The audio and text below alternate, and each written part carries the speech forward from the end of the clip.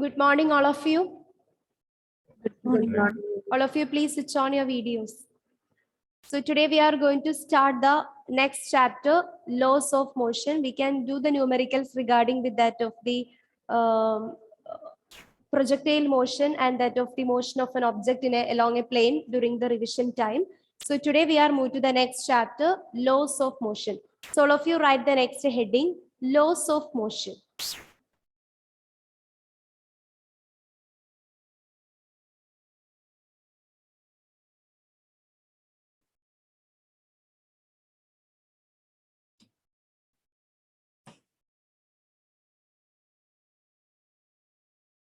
Laws of motion. Chapter 5, laws of motion.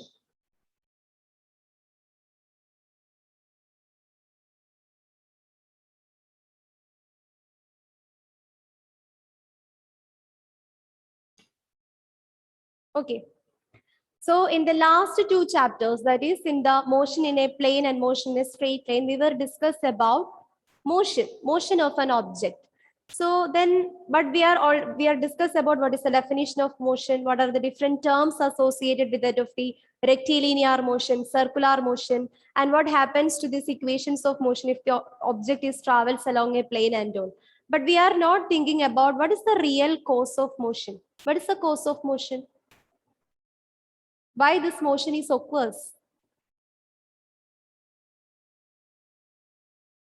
There is something, some particular physical quantity is there.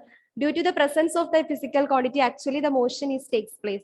Any object is moving or otherwise object is always remains in a state of rest. So what is the real cause of motion? Yes, it's right. Unmute and say. Force. It is force. Okay. So force is the real cause of motion. So we are going to discuss about the force. What about the cause of motion in this chapter, chapter 5. So all these chapters are connected. In the first two chapters, we were sorry, in the last previous chapters, we were discuss about the motion of an object. In this chapter 5, we are going to discuss about what is the real cause behind the motion of an object. That is nothing, it is force. So I hope that all of you may have studied the definition of force in your lower classes. What do you mean by force? I expect one answer from you. What do you mean by force? Yes. What is force? All of them are smiling. What do you mean by force? When I am asking this question to any class, all of them have only one definition for. Yes. What is Nimita? Force is? Push and pull. Yes. The same definition I will get from every classes. Push or pull on an object is known as force. Okay, this is the basic definition about the force. This is what about the exact and correct definition for force. The push or pull on an object is known as force. Or we can say it is an external influence that act on an object that can change the direction, shape, and size of an object. So you can write the two definition for force. So write the first subheading, force, and write the definition for force.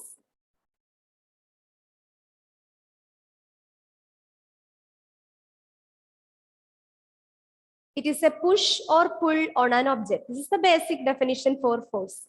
It's a push or pull on an object.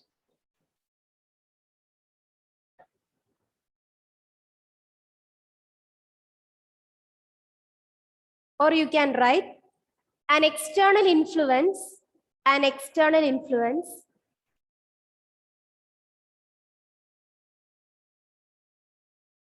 that can change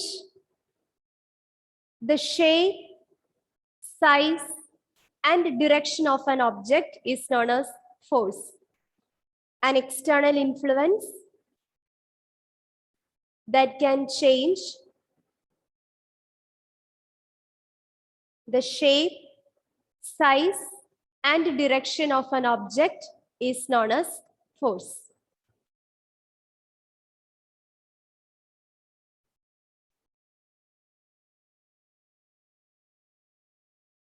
Can you repeat? Okay. An external influence that can change the shape, size, or the direction of an object. That can change the shape, size, or the direction of an object is known as force.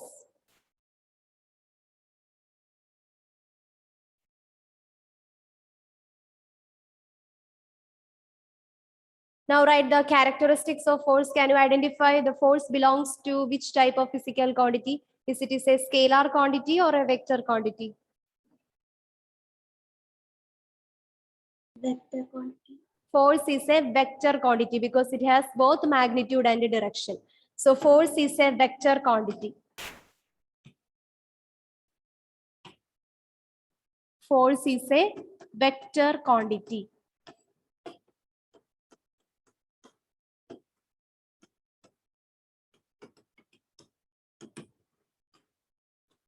What about the SI unit of force? SI unit? Okay. Newton. SI unit of force is Newton.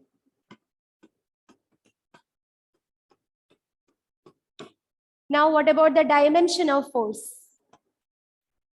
Dimension of force.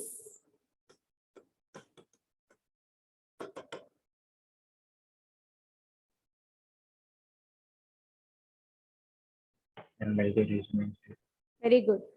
ML T raised to minus 2. Dimension of force is ML T raised to minus 2. So whenever you study a physical quantity, try to write its SI unit and also the dimension. Mention its dimension. So force is a vector quantity because it has both magnitude and direction. Its SI unit is Newton and the dimension is ML T raised to minus 2.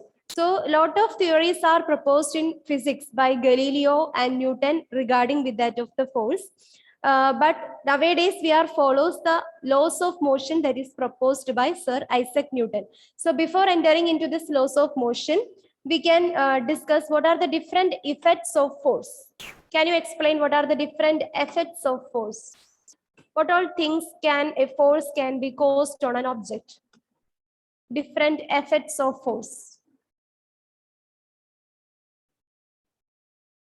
From the definition itself, you can see the different effects of force on bodies. What are the effects of force? change in direction. It can change the direction. It can change the direction, then Shape and size. it can change the shape or size of an object, then force is some yes, Heating effect. heating effect, right? Yes, How? How, Malavika? ma'am, frictional force and all produce heat. Okay, whenever the frictional forces are produced, it producing the heating effect, then okay, so let us see what are the different effects of force.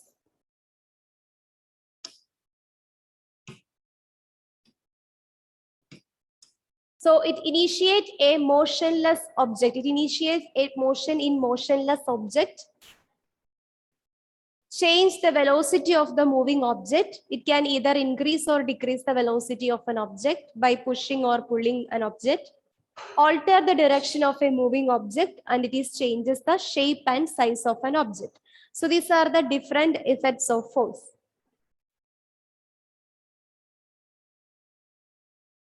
Actually, according to our revised syllabus, we only need to recapitulate or recall the elementary concepts of force and that of the 3 laws of motion.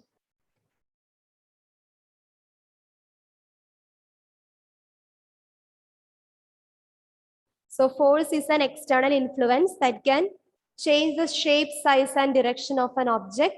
It's a vector quantity. Its dimension is ml t raised to minus 2 and its SI unit is Newton. Now we are going to discuss the effects of force.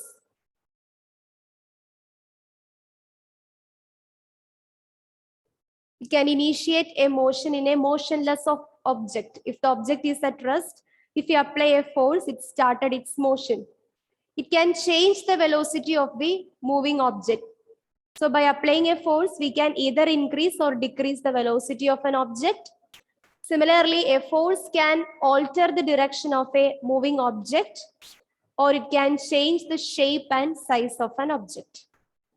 So these are the different effects of force.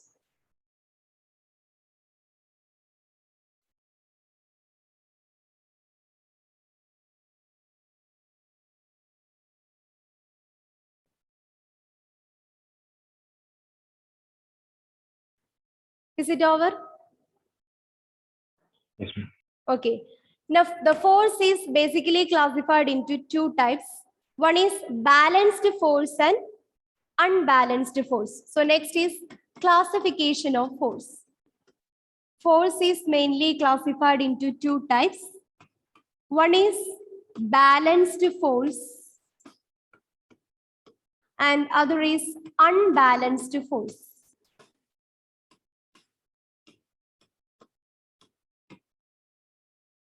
There are two different types of forces are there, balanced force and unbalanced force.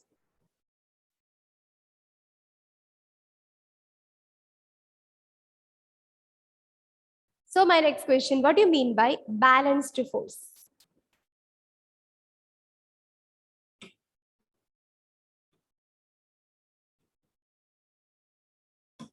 Here you can see an image.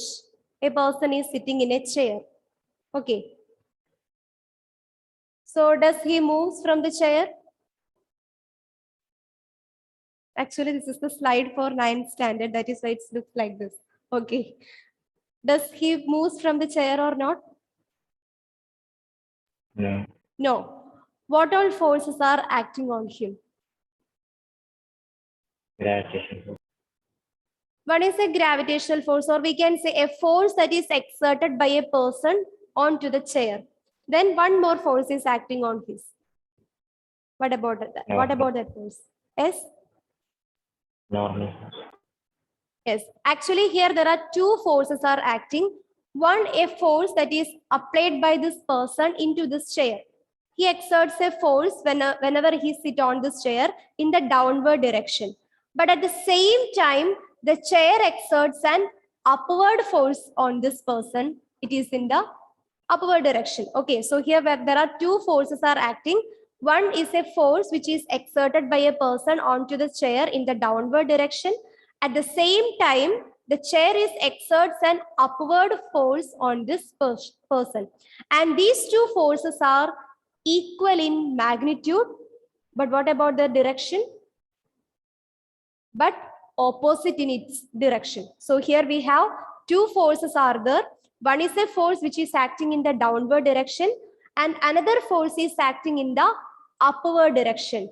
These two forces are equal in its magnitude but opposite each other, but opposite in their direction. So what happens? They will cancel. For example, you just imagine if this person is exerts a force of 10 Newton into this chair. At the same time, what happens? The chair is exerts a 10 Newton in the upward direction. So these two forces are equal in its magnitude. The magnitude will be equal to 10 Newton, but it is in the opposite direction. Then what will be the resultant force? Resultant force becomes 10 Newton plus the 10 Newton is in the upward direction. So it must put a negative sign. So 10 Newton minus 10 Newton, it becomes equal to 10 Newton minus 10 Newton is equal to 0.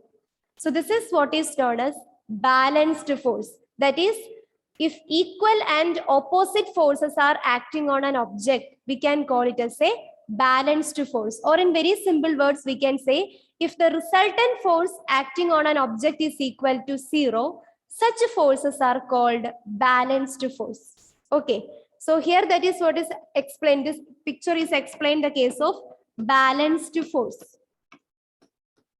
In the case of balanced force, equal and opposite force is acting on an object, or we can say the resultant force acting on a body will be equal to 0. Such forces are called balanced force. So when equal amount of force are applied on an object from different direction such that they cancel out each other, such type of forces are called balanced force. Here also you can see when we are placed a cup of tea on a table, this cup of tea exerts a force on the downward direction. At the same time, the table exerts a force on the upward direction. These two forces are equal in its magnitude, but opposite in direction, so they will be cancel each other. The resultant force acting on this particular object is equal to 0. So it doesn't move because here the resultant force is equal to 0.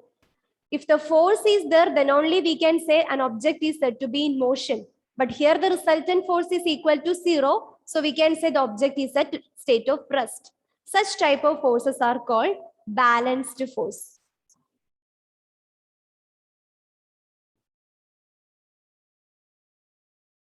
And the characteristics of balanced forces are they do not change the state of rest or motion of an object.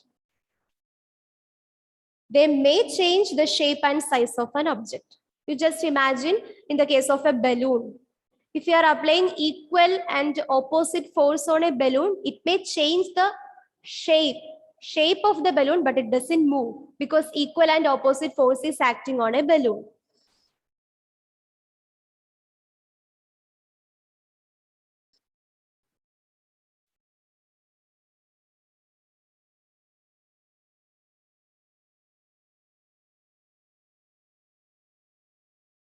Okay, so when an equal amount of force are applied on an object from different direction such that they cancel out each other, or we can say in simple words, if the resultant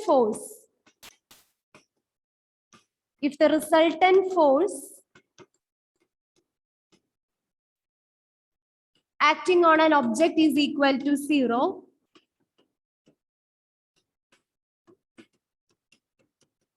then we can call such forces as balanced force. If the resultant force acting on an object is equal to 0, such forces are called balanced force. Then can you form a definition for unbalanced force? What do you mean by unbalanced force? Force, resultant force acting is something.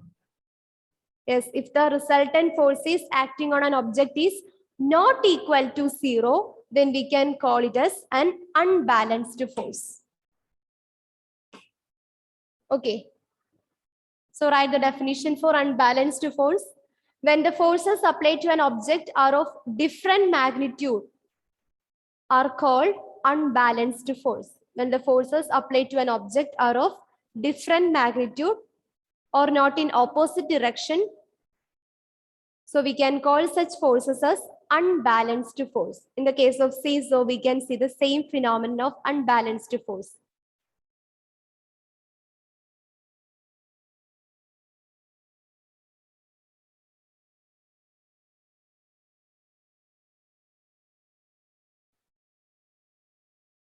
When forces are applied to an object are of different magnitude. The same thing you can find in the case of tug of war. If equal and opposite forces are there from the opposite sides, then none of them will win the game. But you just imagine if in the tug of war competition, one team will be won if they have applied more amount of force. The magnitude of force of that team will be greater as compared to that of the other team. So unbalanced force means when the forces applied to an object are of different magnitude. They can cause the acceleration in an object. They can change the shape, size of an object. Not only the shape and size, but also the direction of an object. They can change the shape, size, and direction of an object.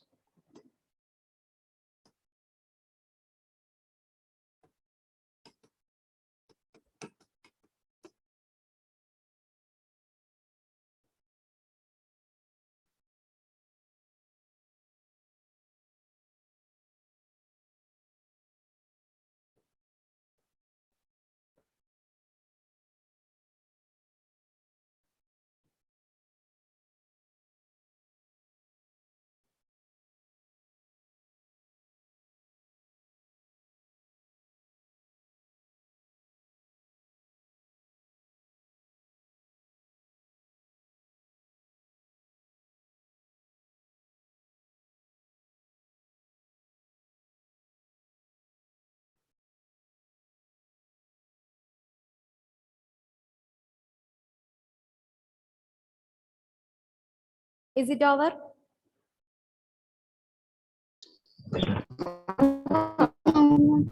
Okay. So here we discuss about force. What are the two different types of force? We have balanced force and unbalanced force. Unbalanced force, please keep in mind. Balanced force is a force in which the resultant force acting on an object will be equal to 0. That is, the forces which are equal in its magnitude but opposite in its direction. In the case of unbalanced force, we have two different forces are there, but which is different in their magnitude. Okay, they are not in their magnitude, they are different in their magnitude. So what happens? The resultant force acting on an object will not be equal to 0. Such type of forces are called unbalanced force. Okay, an unbalanced force can cause an acceleration in an object, and it can change the shape, size, and the direction of an object. So that's all about the balanced force and unbalanced force. So from this, can you say which type of force is responsible for the motion of an object? Which force is responsible? Is it balanced force or unbalanced force? Unbalanced. It is unbalanced force, because in the case of balanced force, the total force or the resultant force acting on an object will be equal to 0. Okay, so as we told earlier, there are a lot of ideas and theories that put forward in the case of force by Aristotle, Galileo Galilei and all. But based on the Galileo's ideas, Sir Isaac Newton put forward some laws, which is the basic of the mechanics.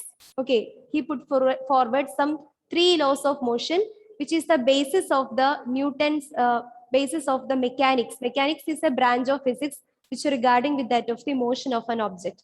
So today we are going to discuss about the 3 laws of motion that put forward by Sir Isaac Newton. So write the next heading.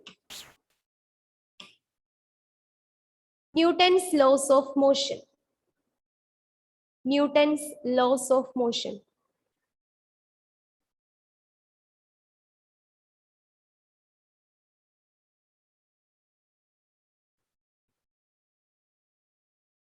So here we have 3 laws of motion are there. We can discuss it one by one. The first one is Newton's first law of motion. Newton's first law of motion.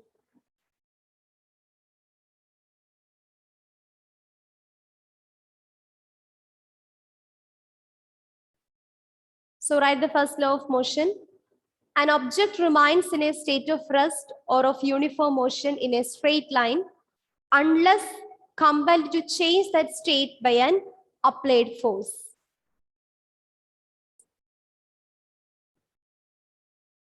Or every body continues to be a state of rest or uniform motion in a straight line unless compelled by some external force to act otherwise.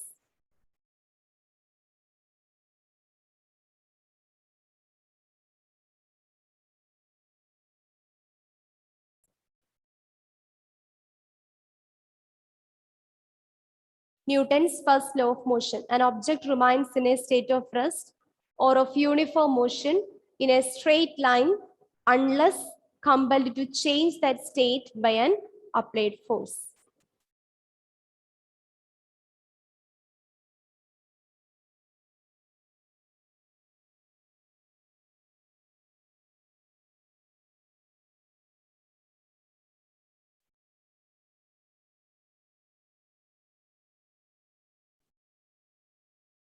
Is it over?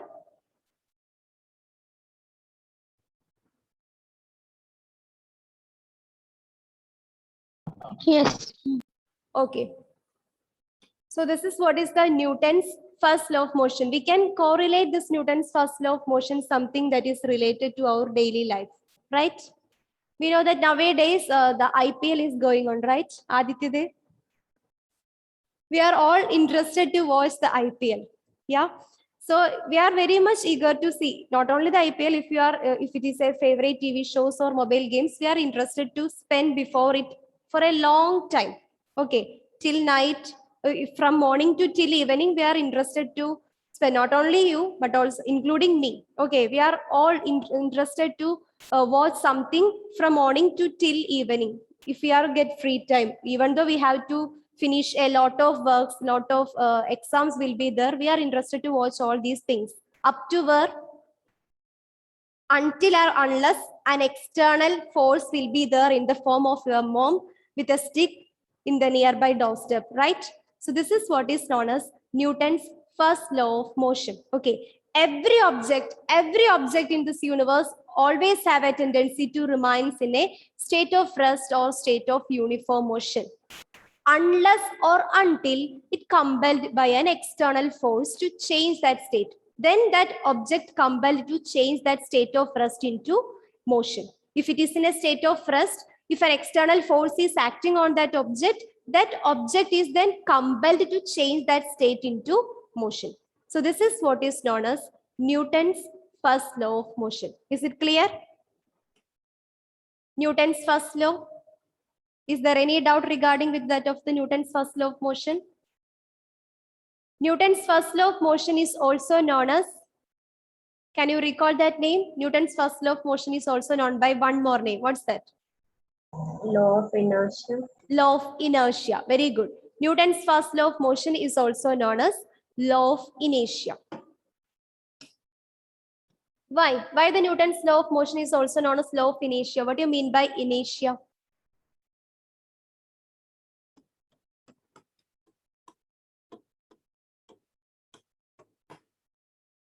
First law of motion, also known as inertia, is also known as law of inertia. What do you mean by inertia then? It's not a new term. What do you mean by inertia?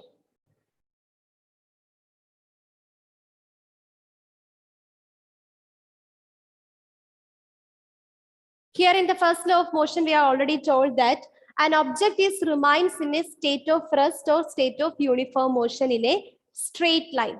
Okay. So this tendency of an object is known as inertia.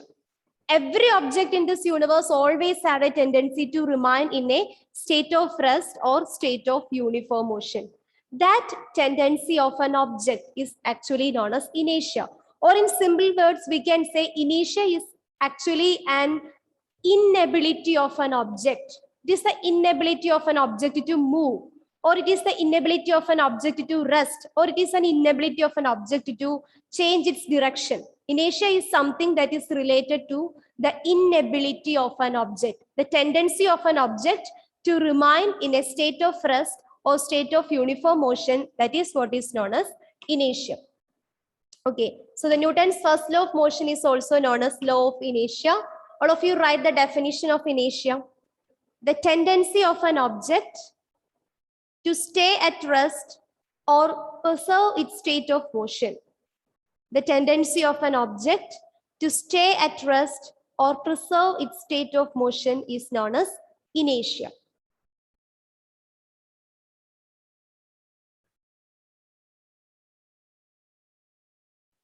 Newton's first law of motion. Every object in this universe have a tendency to remain in a state of rest or state of uniform motion along a straight line, unless or until it is compelled to change that state by an external force. The first law of motion is also known as law of inertia. Then what do you mean by inertia? Inertia is the tendency of an object to remain in a state of rest or state of uniform motion. That tendency of an object is known as inertia.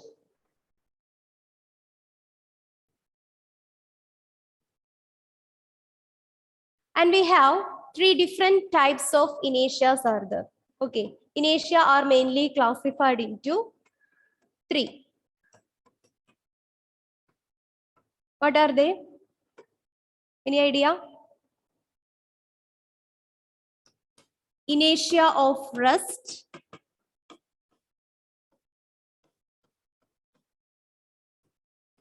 inertia of motion,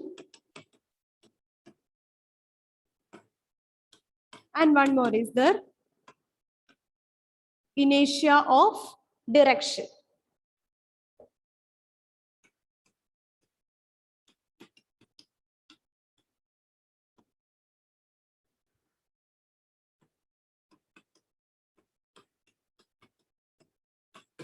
Okay. The first law of motion is also known as Law of inertia. Inertia is the tendency of an object to remain in a state of rest or state of uniform motion. We have three different types of inertia: inertia of rest, inertia of motion, and the third one is inertia of direction. So we can discuss all these different types of inertia one by one. The first one is known as inertia of rest. Inertia of rest.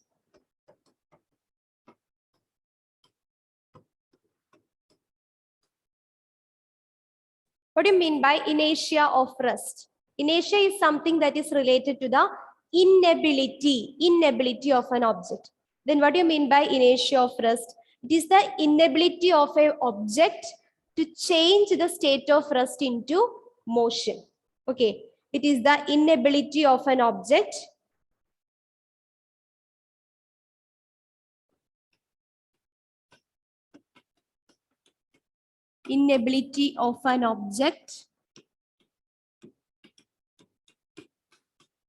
to change the state of rest.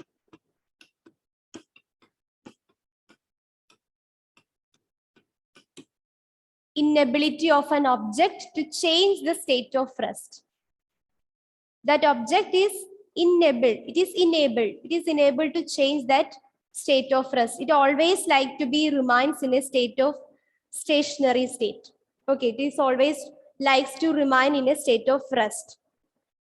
That tendency of an object is known as inertia of rest. Inability of an object to change the state of rest. Inertia is something kept in mind. It is inability of an object. If it is inertia of rest, it is the inability of an object to change the state of rest. This is what is known as inertia of rest. The second one is inertia of motion. Inertia of motion. What do you mean by inertia of motion?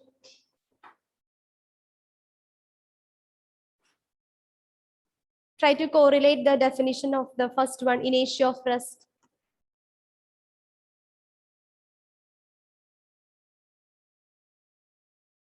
Inertia is nothing, it is the inability of an object. Then what do you mean by inertia of motion?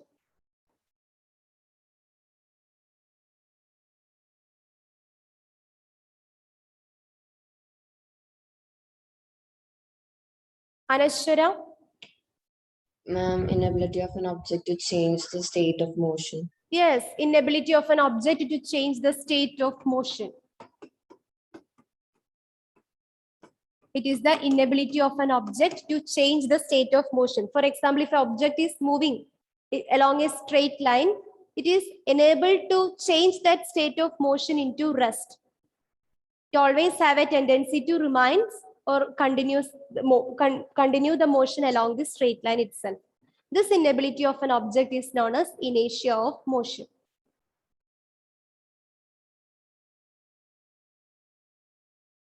Inertia of rest, inertia of motion. And the third type of inertia is inertia of direction.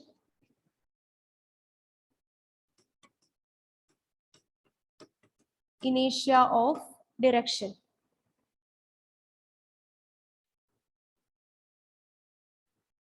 Gaya, try to form a definition for inertia of direction.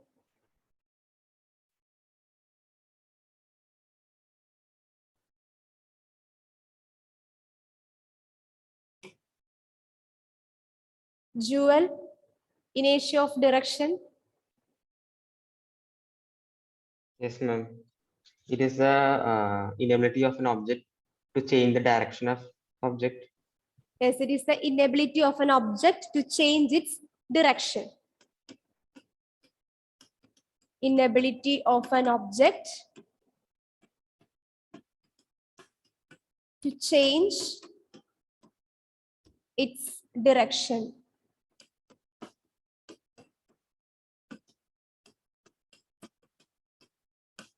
Inertia of motion, inertia of rest, and the third one is inertia of direction. If the object always have a tendency to remains in a one particular direction, then it must be compelled by an external force, then only it can change its direction. So that inability of an object is known as inertia of direction. Inability of an object to change its direction is known as inertia of direction. Okay, so we can quickly recall all these terms associated with the force and first laws of motion. After that, we can move to the application of first law of motion. So starting with Malavika Prabir, what do you mean by force? Ma'am, it is the push or pull acting on an object. I need the one more definition for force. Yes, it's right. One more. Oh, it's the external influence that causes the object to change its direction, shape, or size of the Size of an object. Very good. Alina Varghese, SI unit of force.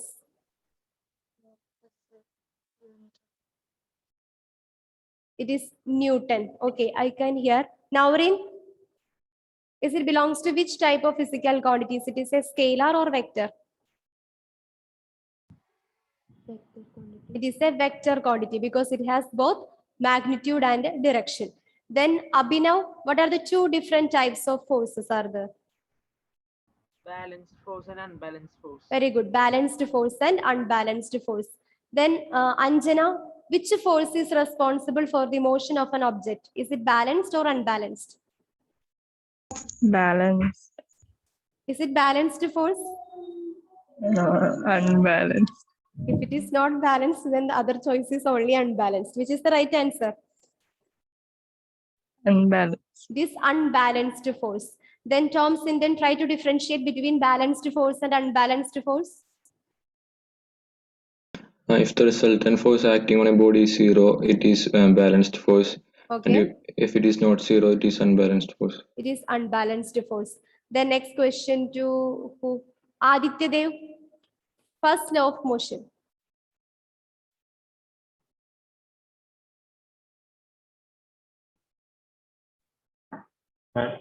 Yes, Newton's first law of motion.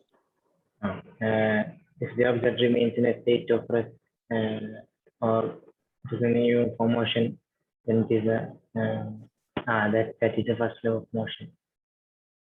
It is remains in a state of rest or state of uniform motion. That is what is known as inertia. I need the first law of motion. An object remains in a state of rest or of uniform motion in a straight line unless compelled to change the state by an applied force. Yes, unless or until it is compelled to change that state by an external force is known as Newton's first law of motion. Then Shabarinath, the Newton's first law of motion is also known as inertia. Then what do you mean by inertia? The tendency of an object to remain in its state of rest or state of uniform motion unless compelled by an external force. Okay, then what are the three different types of inertia? Inertia of motion, inertia of rest, and inertia of direction. Okay, then Agna, what do you mean by inertia of rest?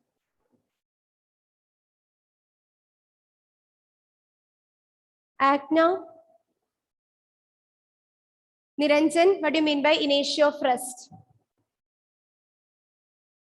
Inertia of an object to change, inability of an object to change the state of rest. It is the inability of an object to change the state of rest. Pooja, inertia of motion. It is the inability of an object to change the state of motion. Okay, Jodi feeling sleepy. So Jodi, inertia of direction. Inability of an object to change its direction. It is the inability of an object to change its direction. So this is what about the three inertias: inertia of rest, inertia of motion, and the inertia of direction. Then students, can you guess some applications for the first Newton's law of motion, Newton's first law of motion? Try to give some examples for Newton's first law of motion. From daily life or from your experience, anything. If an object remains in a state of rest or state of uniform motion, unless or until an external force is acting on it. This is what is known as Newton's first law of motion. Tom Sebastian, anyone applications of Newton's first law of motion?